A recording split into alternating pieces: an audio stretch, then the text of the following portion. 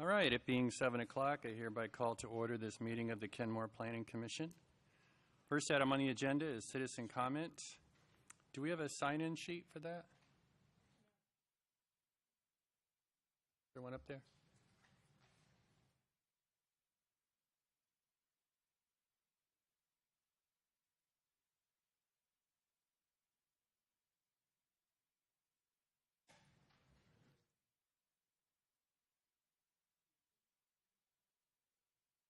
Thank you. Okay. All right. I'll read the names that have signed up to render citizen comment. We ask anybody who would like to render comment and has signed in to step forward to this podium on your right and our left to state your name and address and to limit your comments to 3 minutes. In previous meetings, I've asked that we not clap or boo or cheer or audibly respond to what people are saying. You'll all get a chance to speak if you like, but I don't want to discourage anybody from wanting to come up and render an opinion for fear that they might get booed or some disfavorable response.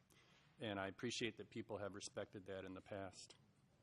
So the first name, and feel free to correct me if I mispronounce your name, is Jeanette Hammond. Jeanette, I don't know. Are you Jeanette? Do you want to speak? Okay. That's all right. And a lot of people get confused. They see this sign-in sheet. It says citizen comment sign-in sheet, but some people come in and think, well, I'm supposed to sign my name that I showed up. So, yeah, which is fine. So we've done this before, and I'll go through the names, and if you're not comfortable speaking, that's quite all right. Gerald Hammond? Okay. Yep, no problem. Lillian, bear with me. Okay, no problem, Lillian. Kathy Hamill? No? All right. I think it's Tomas Mendoza. You want to speak? Okay. Dan Johnson? Okay, so am I. Dan Johnson? Here to speak?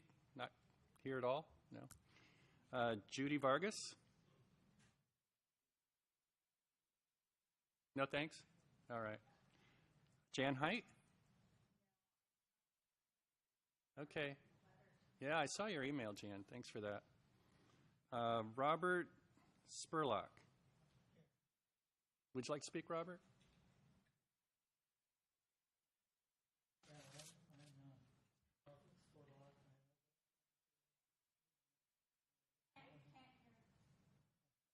Lean in there, Robert. Lean in really close.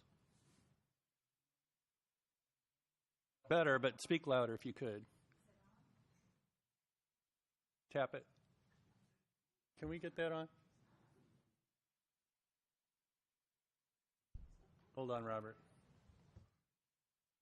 Tap it again, Robert. Tap it. Hello. There you go.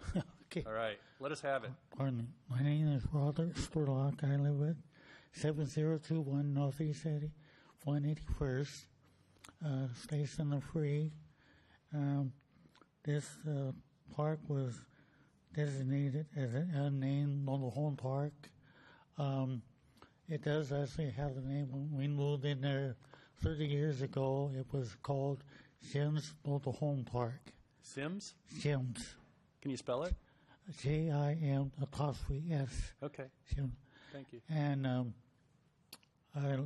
we lived there now for over 30 years, and it was a senior mobile home park when we first moved in, and then about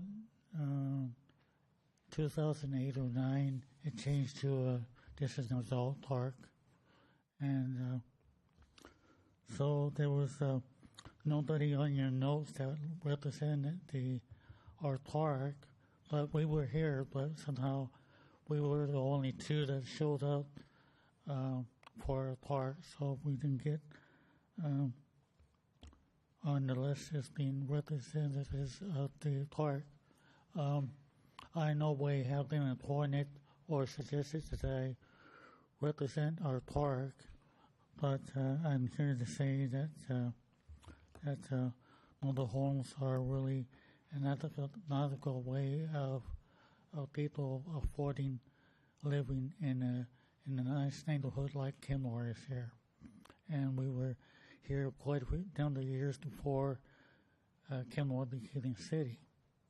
And so we have 21 units in our park, and the owner's name is Jim Perkins, and he also has an uncle, or did have an uncle, that lived across the street from Safeway,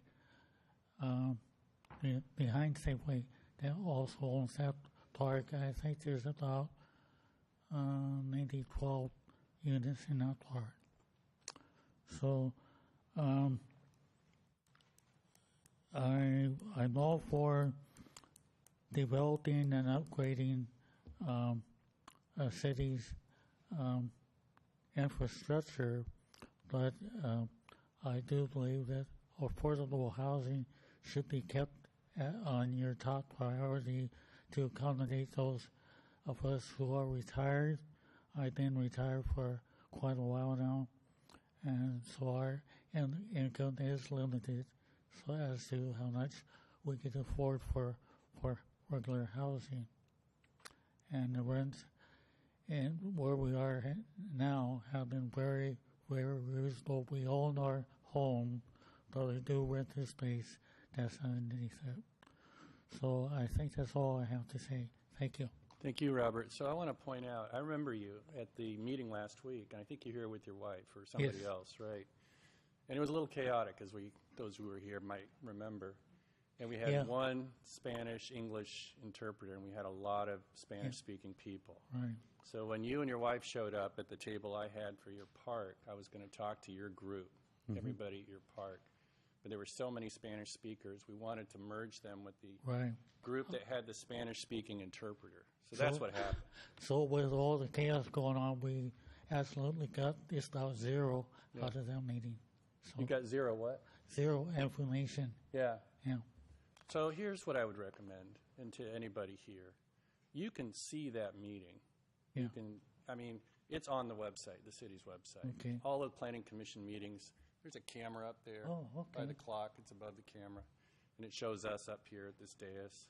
If one goes to your city website, you can pull those meetings out. Something like Kenmore in Action is the link, right? Okay. And then the menu Kenmore drops in down, and you can Okay. see city council meetings or planning commission meetings. Then you can link on to the date for the meeting you want to hear and see.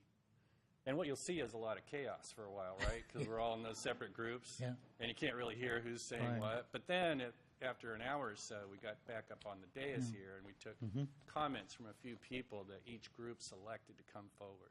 Yeah. So at least that much you could hear. Yeah. Okay. Okay? All right. Thanks, Thank Robert. you. Yeah. All right. Next on the list is Bob Humble. Bob, come on up.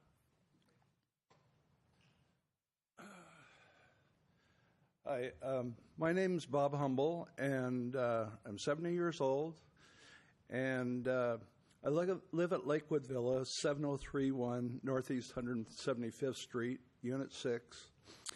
I've lived there for 7 years.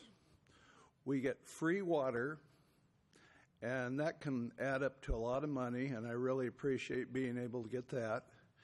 And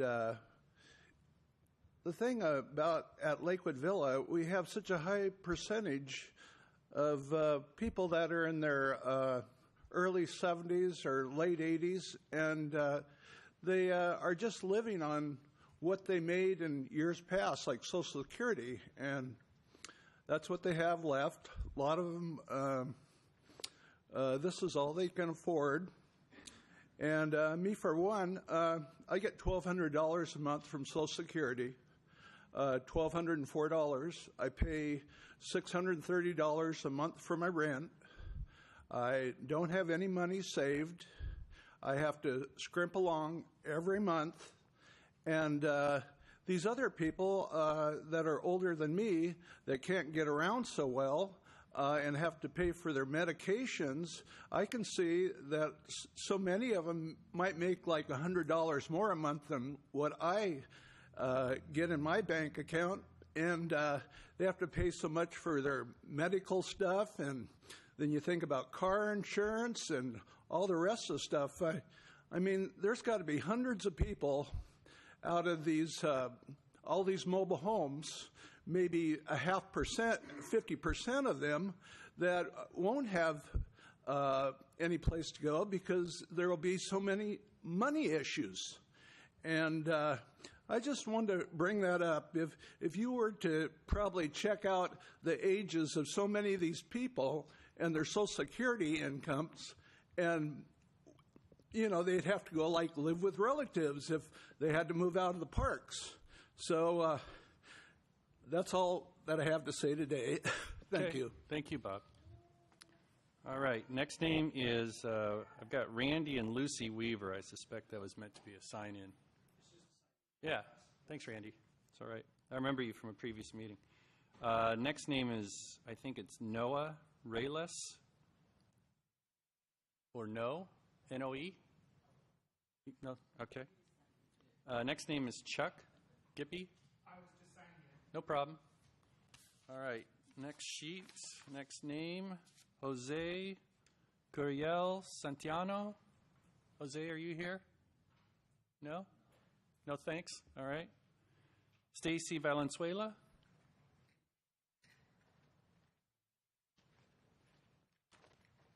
Hi, I appreciate the opportunity to come and talk again to you guys. I want to tell you a part of my story. 6 years ago, my life turned upside down. I had a great paying job and I owned a home.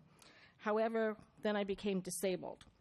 Luckily for me, I had an IRA, so I could live off that for a while while Social Security was reviewing my application for over 5 years. If not for my IRA, I would be homeless. That's how quickly your life can change. For so many of the 50-plus seniors, vets, disabled, low income, we need to take care of them and keep low affordable housing available for them in Kenmore. Even the legislators bring up, the chairman herself, that we need more low affordable housing in our cities, not luxury.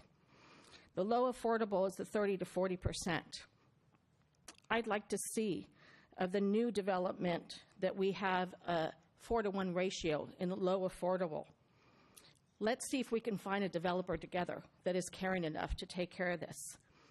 We also need senior, veterans, and homeless tiny home villages or some kind of housing for them. I hope that we can make Kenmore a better place for all of us in the future. Thank you. Thank you, Stacy. I also have a bunch of letters. Yeah. Can I turn them into Why don't you somebody? hand it to the city staff over there? Thank you. All right. Next name is Joanna Crocker.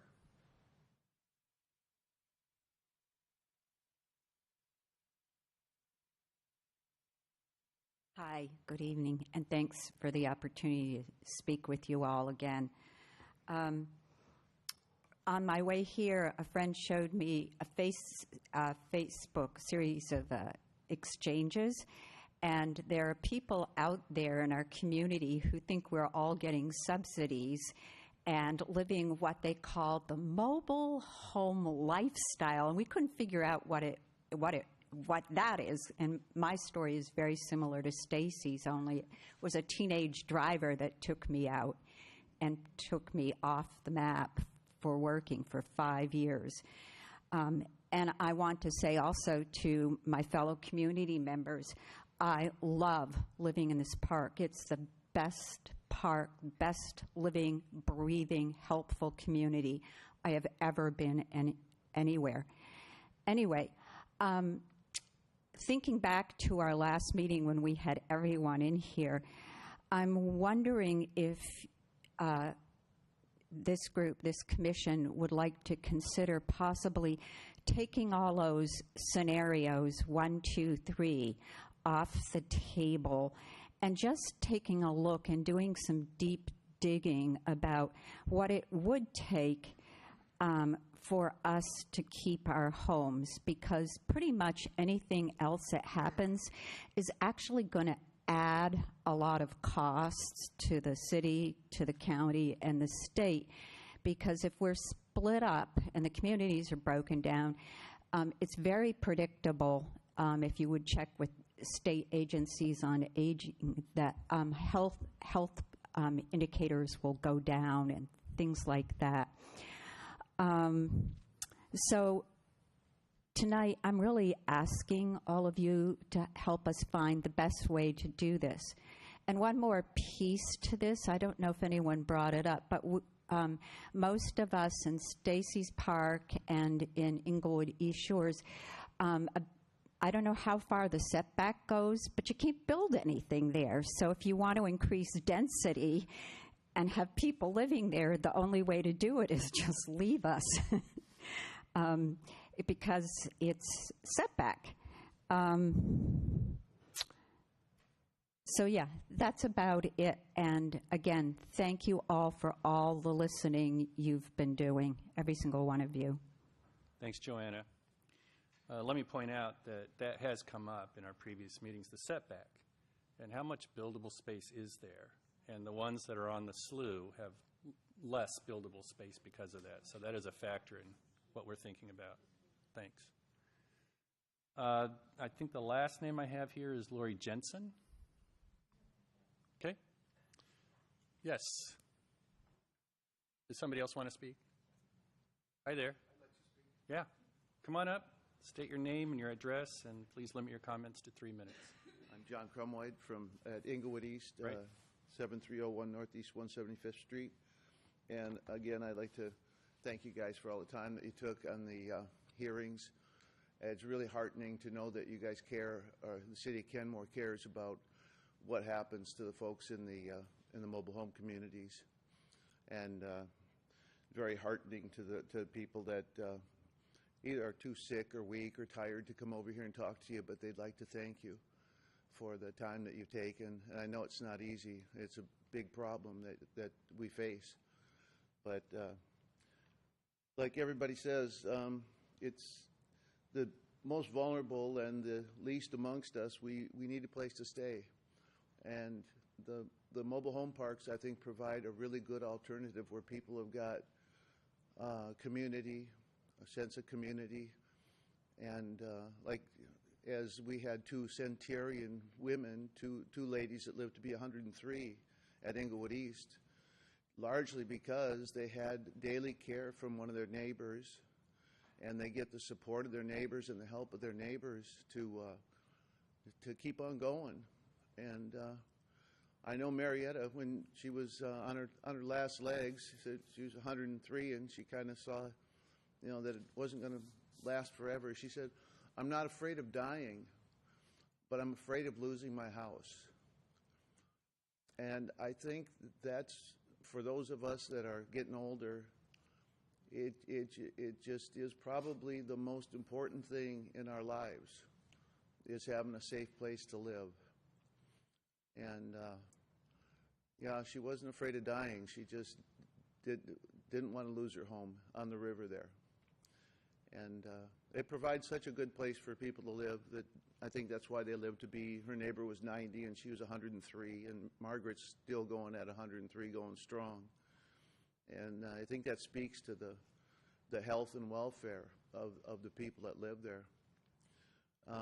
As far as solutions in the future, I would hope that Kenmore could maybe open up some land and maybe, because it's not that much of an investment to put in streets and water, to provide spaces for people to take care of themselves and take care of themselves in their own homes. These mobile homes become really quite comfortable if you want to come down and experience some of our houses. We got porches and we've got gardens and we got small yards and a place for our cats and dogs to go outside. It's a lot more than an apartment. It really is. So thank you again for all your time. Thanks, John. All right. If anybody else wants to step up and say render citizen comment, you're welcome to do so. You don't have to have signed up beforehand. So, going once. All right. Thanks, everybody who spoke. Next on the agenda is approval of the January 2nd, 2018 Planning Commission meeting minutes. Do I hear a motion to amend, revise? Amend. Okay. I was here, but I was late. All right, Commissioner. What's the amendment? I was present. Oh, you're not on the list, the roster of those who were present. All right, so there's a motion to amend to include Commissioner McDonald as present. Do I hear a second? Second. All right. Do I hear any other motions to amend? I'm going to raise one because I think we may have gotten somebody's name wrong. There was a lot of speakers on January 2nd. I'm going to look at the minutes here. And I see Ishbel's name on here, but I thought it was Ishbel Dickens, and it says Ishbel Higgins. Is Ishbel here tonight? Ishbel? No? Does anybody know if it's Higgins or Dickens? Dickens. Yeah. So I moved to amend to get her name right. I think it's Dickens, right? Do I hear a second? I'll second. All right. So as amended, I have a motion to approve the minutes. All in favor, raise your hand, say aye. Aye. All opposed, raise your hand, say nay. Any abstentions? There being none, the motion carries and the minutes are approved as amended. Next item on the agenda is staff presentation, I think, for follow-up following the most recent meetings.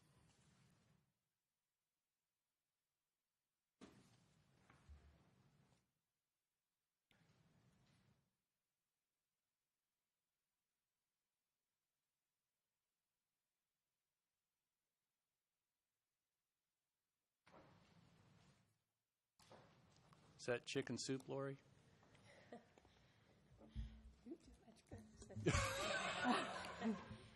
Are we going to do sign tonight?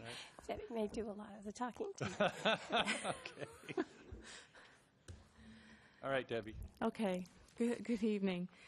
So tonight we want to give the opportunity to have a recap of the two meetings that you had, one with the park owners and one with the residents of the parks. And I think you saw from those meetings that there is a lot of interest in this project, and we received a lot of comments. So that being said, because the meeting was only last week, we're still in the process of consolidating all those comments that we heard.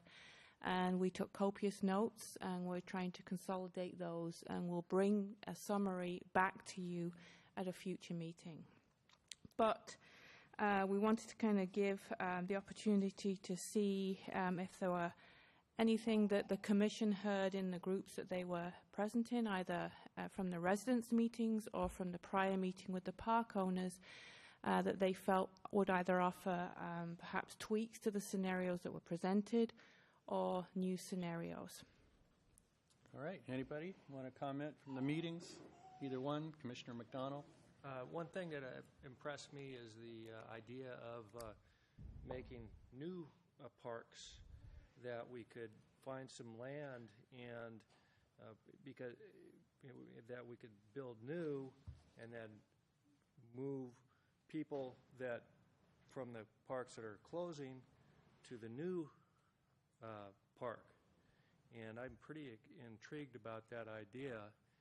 And you know, you got TDRs, but maybe you could use some of that money for instance, the proposal behind Caps Club, where it's, you know, inevitable that it would be apartments, I would think, just because of its location. And then they could use some of that money to build new parks in other places that we could change the zoning on. Okay. Anybody else want to comment or respond to that? Do you have other locations in mind, or who would be paying for that?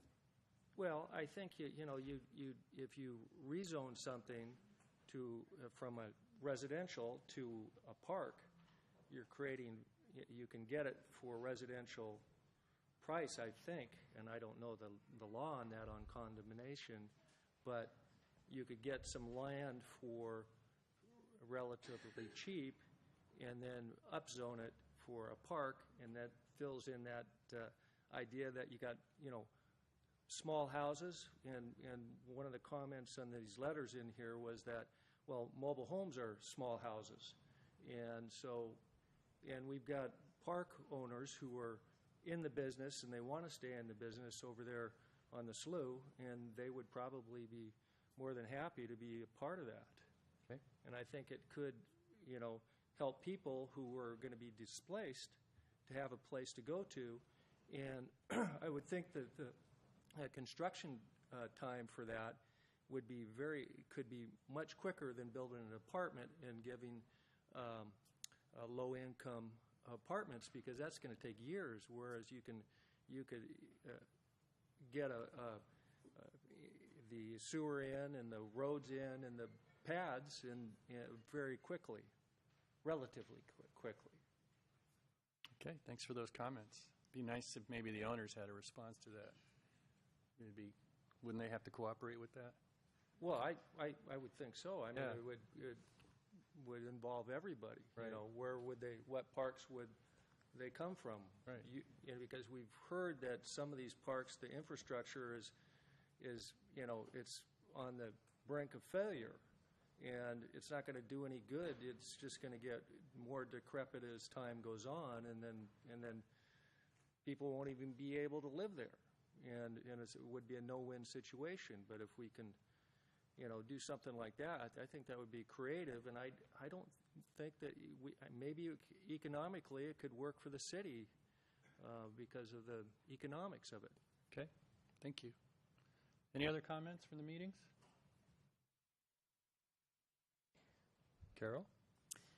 I think especially in the group of mobile home park residents that I was in, the common thing that I heard each person say, and we'll get this information, I think, from our summary statements, but it's not, this is a good time to state it again, but what I heard was a desire for the residents that live there to be able to potentially purchase the park collectively. That really wasn't part of any of our scenarios. I think it was scenario 3. Well, yeah, but just the feasibility, that's what I was hearing, is that the feasibility of doing it, the way scenario 3 is set up, makes it very complicated. I'm wondering if there's a more creative way to include some collaborators we're not thinking of. I know we asked staff to look at the state as a whole and maybe some of the adjoining outer cities away from Seattle that have been successful at helping parks be preserved. But I know there are a couple of recent scenarios that I've heard about, but I don't have any of the information, where maybe there were 2 or 3 entities that came together on behalf of forming a homeowners association, preserving those parks, and really keeping those affordable homes into the future. We know none of us are going to be here in 50 years, but if Seattle continues to grow at the rate it's growing, we know that this type of housing will become more and more rare. So that's just what I want to state, is that I heard that the residents would really like this housing to be preserved, and maybe we can work a little bit harder at coming up with some collaborative ways that we could think about, preserving them by helping with the upgrades that need to take place in the infrastructure. There were several things people mentioned in that group. So I think that as that comes to the surface, I'd really like us as a team to think about creating a scenario where we push on a few more doors and collaborate to preserve these residences. Thank you. Anybody else?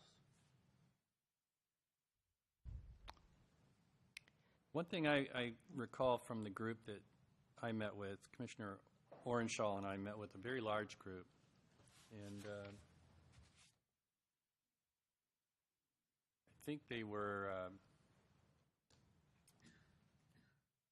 the mobile home park at 7021 Northeast 181st, which on our grid says unnamed, but Robert was saying it was Kim's MH Mobile Home Park at one point. The other group, I think, was 7000 Northeast 181st Street. And no, maybe it was 7614 Northeast Bothell Way.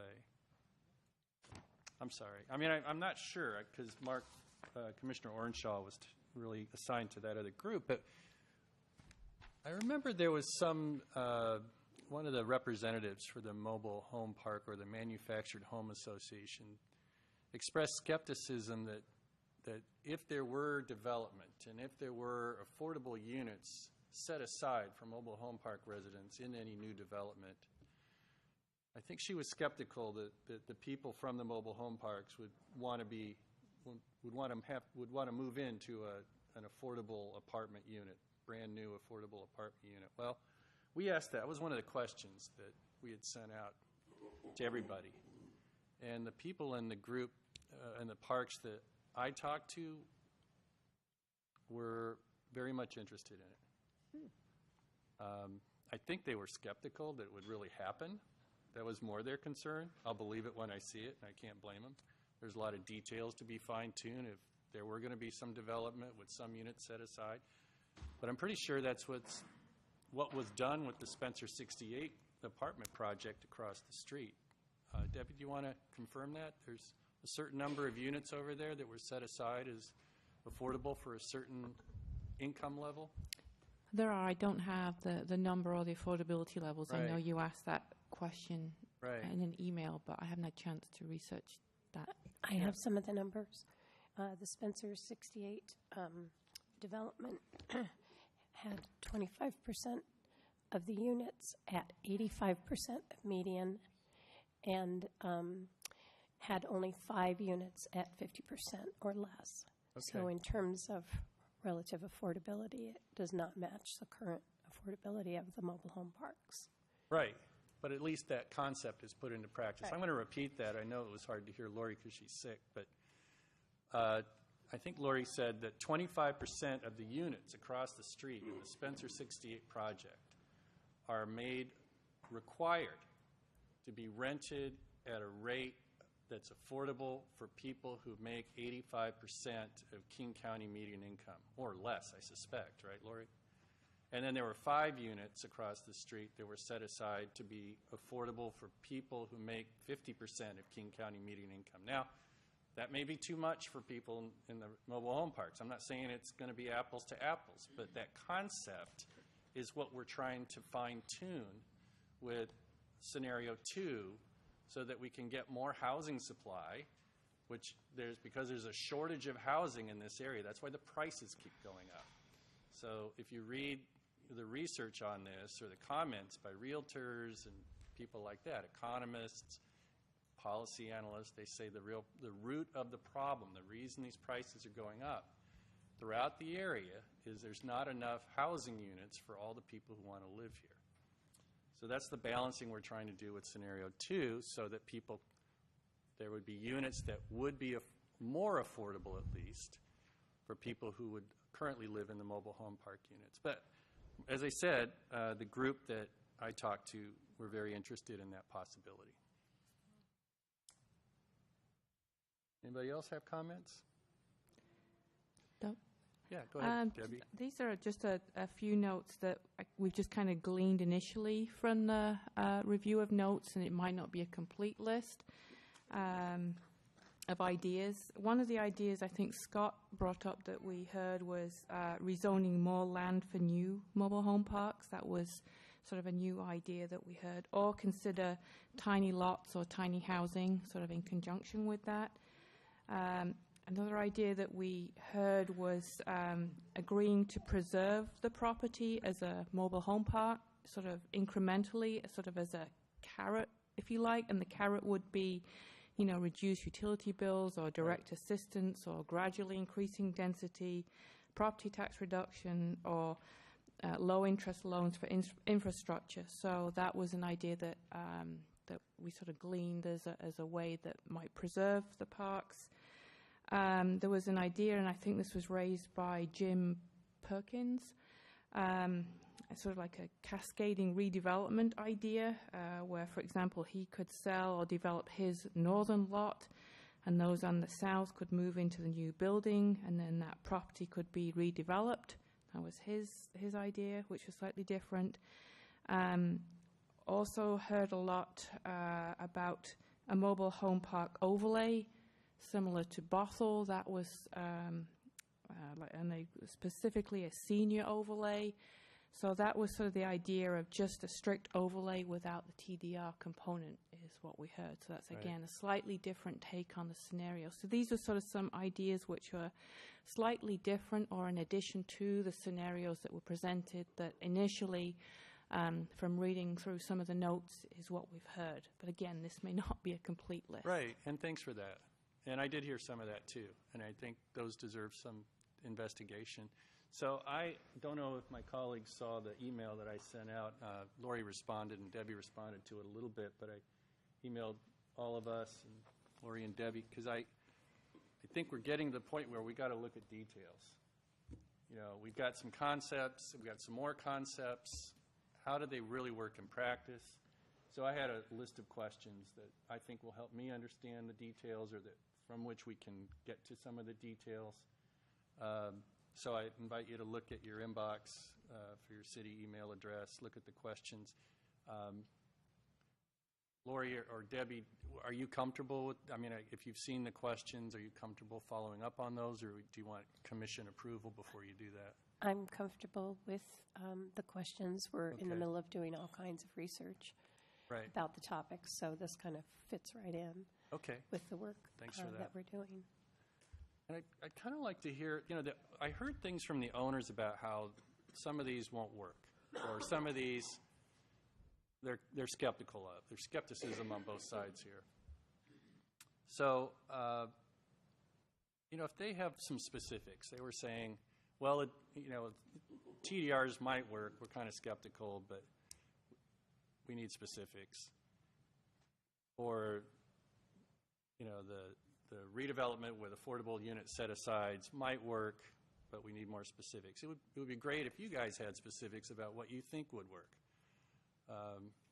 How many units could you set aside if it were redeveloped?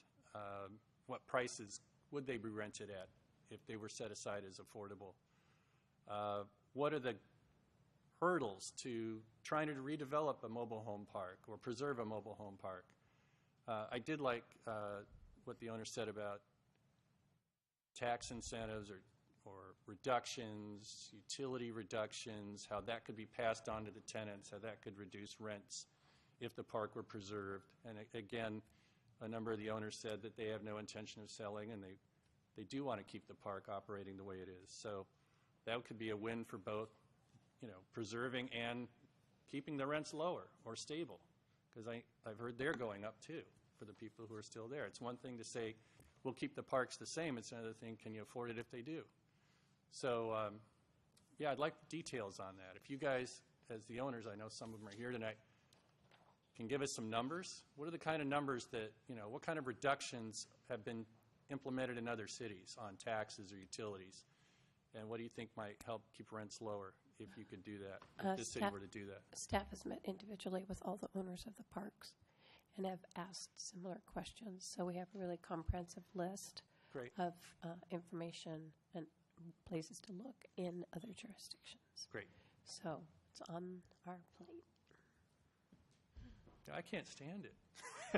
Well, it's like painful to hear you So I think what to Laurie, make yourself heard. I think So what I don't want Laurie you is to- saying is that, you know, we're doing, from what we've heard, we are doing some additional research on the scenarios, and there's some more information that we'll now need to look at some of these kind of tweaks or new scenarios that are presented that we know we need to bring back to the Commission.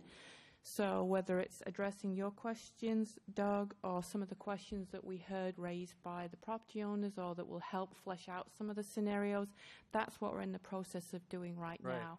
And it does take a little bit of time to do that research. So we are in that process, and it will probably be at the March meeting that we'll be bringing that forward to you. Okay. I'm just helping Laurie out. Yeah, and hey, it's We easier. may be behind on Let's the do it that research way. because of a 2-week absence of one of the primary researchers. Right. And it makes me wonder, if we can't get this done before May 11th, if we invite the council to extend that moratorium. That is certainly a possibility that we have to think of, because I think the reason for the moratorium was to allow time to flesh out scenarios, and if we're not ready, then I think that there probably would be justification to extend that moratorium further to allow you to do so. And I've heard a lot of residents say, let's do that until we know exactly what direction we're going here. And Lori's sick, and lots of people have comments, and there are multiple perspectives here. So maybe I'm kind of thinking that may be the direction we have to go, is to get more time. And Carol, go ahead. I appreciate that demeanor about this topic, because we have residents who don't know what's going to happen, and that just leaves a sense of the unknown. And what I really appreciated is that everyone involved, the owners and the residents, seem to recognize, as do all of us, having worked on this and the staff, is that it's a very complicated problem. There isn't a simple answer, and if we allow ourselves to take the time we need, we'll probably be able to collaborate with all the parties that it will affect, these decisions will affect, and come up with the best that will do the greatest good for all. And, having more information, especially with these specifics, I think will go a long way to doing that. So giving ourselves that time is so important. It's not a black and white decision. It'd be easy if it could be, but it isn't. Thank you, Commissioner. Anybody else? No? Staff? Anything else we want to add? Want me to say?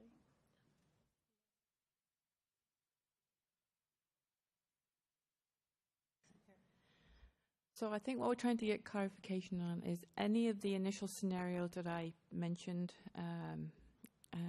do you want us to kind of flesh those out a little bit too? You mean the list that you gave of the notes that you have from your preliminary review of comments? Yes. Do you want to go through them again, or should you send it to us so that we have it in writing and we can think about it and then follow up at the next meeting? I mean, I'm kind of leaning toward, you guys are still in the process. Your list might not even be complete if you're still in the process of going through everybody's comments. So it might be more efficient if you finish that, send something to us for the next meeting, and then we could better comment on which ones we want you to pursue. Okay. We can do Does that that. sound right? Yeah, being able to prioritize, if in these comments you can also include maybe the numbers. I don't know if you can do that, because that might be something that is better left for a future meeting that includes the public, but at least it'll give us something to work with. Well, it'll be complete. Yeah. Right now, where we are Debbie right mentioned now. a lot of good ideas, but Yeah. we may as well get the full review of it before we decide which ones to pursue and which ones not to. And I think some of the research that we're doing will help in any of the scenarios that are looked at, because some of them are sort of variations on a theme on all the scenarios. So I think the information that we're collecting will be helpful if you decide to add a new scenario or tweak some of the ones that you're already looking at. All right, thanks. So I think, unless there's something I'm missing, unless there's something one of you, my colleagues, want to add now, I think we're pretty much done with what we can do tonight. Does that sound right? And I just want to say we got a pretty big crowd, and I know you probably expected to hear more substance tonight. We're sort of catching our breath from the last two meetings. There are a lot of ideas kind of percolating, as you can tell. Nothing's being ruled out. So that's where we're at. That's why we're not getting that much farther tonight. We hope to catch up and give more substance to you at the next meeting, which will be what day? First Tuesday in March? There is we have sort of a scheduling conflict on that. So your typical meeting would be the 6th Of March? Of March. And we were wondering if we could reschedule that to March 5th, if there would be a quorum. Is that a Monday? It is. Okay. And why would is the council, they don't meet on the first Monday? Is Correct. that why it's available? Chambers? Correct. I will be back in town on the 5th. Is anybody else able, or unable, I should say? Mike, are you unavailable? Yeah, I'll be out of town most of that week. Dennis, you're out of town? And then we don't know about Mark. And I won't be here. So there's no quorum. And I've got a trial that week. Well, that's no excuse. Okay. What is that? Oh, well, that's not going to work, I guess. You're out all week then, right? No, 3 days. Okay. Yeah. If I get a courtroom. Right. Can we have an alternative date? So I think that we're sort of in a bit of a pickle here because if we need to reschedule, then there's also sort of conflicts with other potential Right. meeting nights or availability of, staff support to those meetings. So, so maybe what we can do is we can go back and propose some additional dates the following week. Yes. The So- following week of March. The second week of March. So it would be So the it wouldn't week be the- of the 12th. Okay. If we knew up front that there were specific conflicts that week, that might help steer us, although the critical factor for rescheduling has been the meeting room. Yeah. So anyway, we could try the week of the 12th. Right. So that's a non-substantive matter that we could respond to by Right, email. Correct. Right, in Right. compliance with the Open Public Meetings Act. And we'll just do it that way. So for those who want to be at the meeting, hopefully it's going to be the week of the 12th. We have to trade some emails with staff before we pin that down so they know when this council chambers room is available and when we have at least 4 of the commissioners who are available to attend. That's called a quorum. And we have to have at least that many before we can have a meeting of the commission. So just check on the city's website. Some of you already have email connections with the city where they send you notices like this. Those of you who don't, just keep checking with the city's website to see when the next planning commission meeting is scheduled. It'll probably be the middle of March or the second week of March. Lori? I was going to say, if anyone wants to be on the email mailing list and receive the agendas, on the sign-in sheet, if you've provided your email, we'll add you to the list if you're not already on the list. So those sheets are right here, and I see most of them have emails. So Great. you're going to use those emails We'll to add- add to your list of those who automatically get notices. Correct. All right. All right. So anything else? Any new business? Announcements? Commissioner Mulcair. Yeah, hopefully 2 quick questions. Maybe, Mike, in Arthur's stead, you have an answer to this. I remember from a previous meeting we had a conversation that beyond a certain age, a mobile home could not be moved. Is there a fixed age for a home under which it can't be moved? Do you recall? Not that I'm aware of, 5 years? but definitely you can count on if they're under the old rules before 76 or whatever, you can count on those not being movable. Okay. The second question, Lori, maybe Debbie could help you with responding, is you'd mentioned 5 units, or 25% of the units in the Spencer 68 project were the 85% median income level. 25%, what is the total number of units that's calculated against?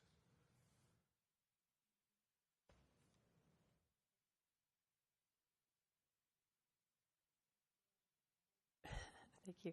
It's 138 units plus 84. So 138 plus 84. And I will say that was phase 1 and phase 2 of Spencer. And I'm not 100% sure that the 25% requirement went on both phases. I would have to double check that. Okay.